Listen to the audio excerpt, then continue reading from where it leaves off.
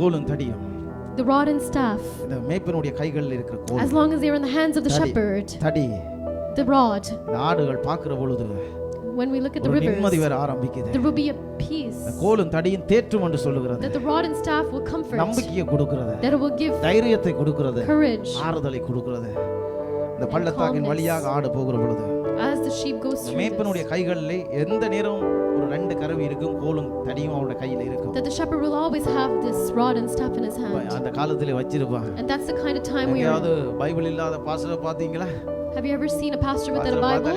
என்ன pastor Bible இல்லாம வந்தீங்க? You say, how come pastor doesn't have a Bible? பட்டயம் இல்லாத பாஸ்டர் மாதிரி. பட்டயம் வாயில இருக்கணும், இருதயத்துல இருந்து வாயில வந்து வரணும்.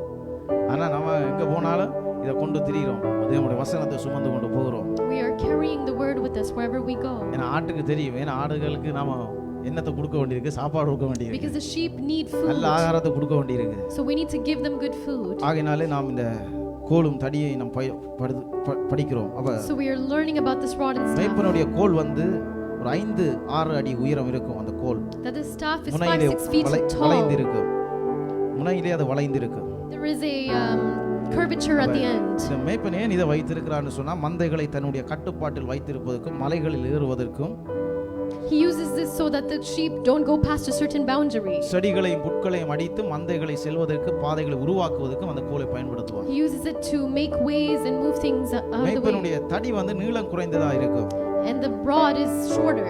கோலை விட கொஞ்சம் தடிப்பா இருக்கும். it is a little bit more thicker than the மேய்ப்பனுடைய பாதுகாப்பின் ஆயுதமா இருக்கிறது. it is a protective tool. மேய்ப்பனானவன் இந்த கோலை எந்த நேரத்திலும் விடவே மாட்டான். the shepherd will never let this go. எந்த வேளையிலும் அது அவனுக்கு உபயோகப்படலாம். in any situation he may need it. மேய்ப்பனுடைய கைகளில் இருக்கிற கோலை ஆடுகள் பார்க்கிற பொழுது பெரிய ஒரு ஆறுதல் நம்பிக்கையும் உண்டாகிறது. so when he sees the staff in the shepherd's hand, the sheep have comfort. மேய்ப்பனுடைய கோல் அவனுக்கு இருக்கும் அதிகாரத்தையும் வல்லமையும் குறித்து பேசுகிறது. the staff talks about the authority and the power மோசேயின் கையிலே ஒரு கோல் கொடுக்கப்பட்டது.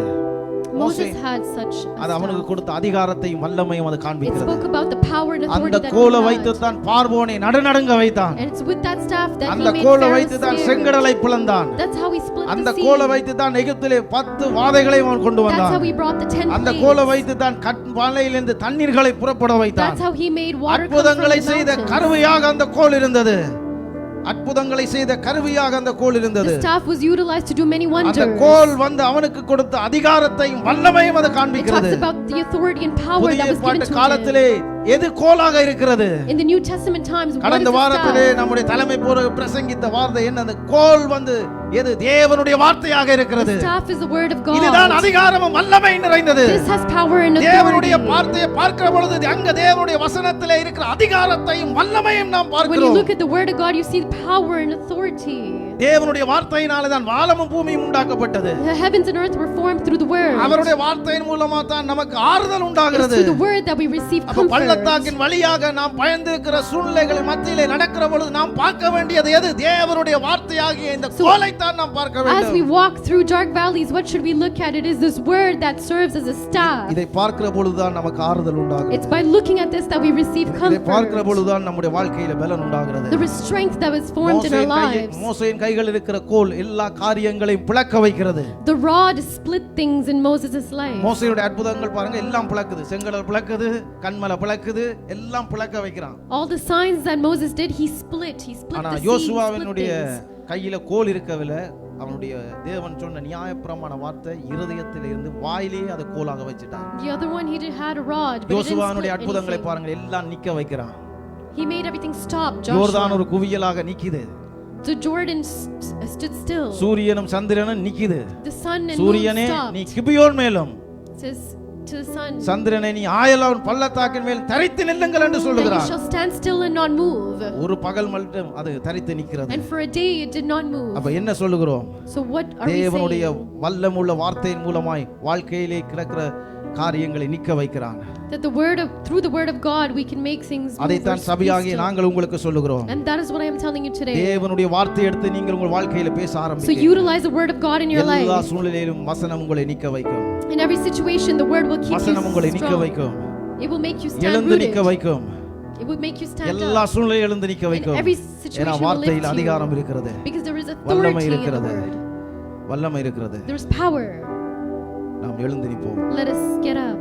எலிசா தீர்க்கதரிசியின் நாட்களிலே in the days of Elijah யோர்தான் ஆற்றை தீர்க்கதரிசிகளின் புத்திரர்கள் இடம் நெருக்கமான பொழுது ஒரு மரத்தை வெட்டும்படியாய் தங்களுக்கு இட கூடாரங்களை கட்டும்படி செல்கிறார்கள். They were trying to build certain tents. அப்படி செல்லுகிற பொழுது And as they were ஒரு going, மரத்தை வெட்டுற பொழுது கோடாரியானது வழுக்கி அந்த ஆற்றிலுக்குள்ளே விழுந்து விட்டது. so as they were cutting the tree, the tool slipped and fell into the river. அப்பொழுது எலிசா தீர்க்கதரிசியை நோக்கி கேட்ட பொழுது எலிசா தீர்க்கதரிசி ஒரு கொம்பை வெட்டி அந்த ஆற்றிலே தூக்கி போடுகிறார். So Elijah, he cut something and he put it into the river. அமிழ்ந்து போன அந்த கோல் அந்த கோடாரி மிதக்கிறதை நாம் And then வாசிக்கிறோம். we see that the staff floated. இந்த காலவெளியில் அதைத்தான் நாம் That is சொல்லுகிறோம். what I am seeing this morning. வாழ்க்கையில் அமிழ்ந்து போயிருக்கிற பிரச்சனைகள், All the problems that remain, எல்லா சூழ்நிலைகளிலிருந்து உங்கள் வாழ்க்கை மிதக்க வேண்டும் என்று சொன்னார். may it all float. உங்கள் பிரச்சனைகளின் மத்தியிலே In the midst of your தேவனுடைய problems, வார்த்தை என்கிற கோலை கொம்பை நீங்கள் வெட்டி போடுங்கள்.